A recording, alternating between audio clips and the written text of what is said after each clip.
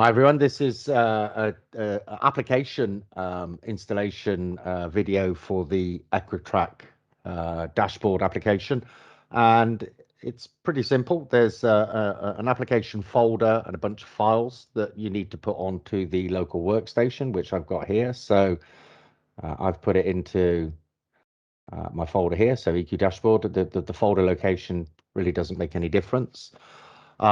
You'll need to make sure that you've got the appropriate licenses attained from Original. So there are various licensing options. That could be per user or per site unlimited. But regardless of which option you go for, you will need a license in the application folder for the application to work. The executable is EQ Dashboard XE, so you'd need to ensure that you have that starting up with standard Windows tools to auto start that application. For mass rollout, there are other install options potentially available.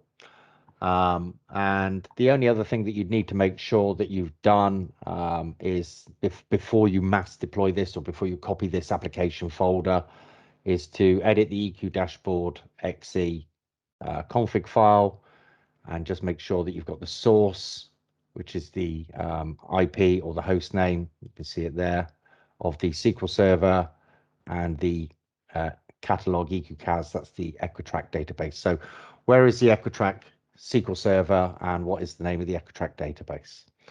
That's pretty much it. There will be a further video on the server-side setup as part 3. Thanks very much.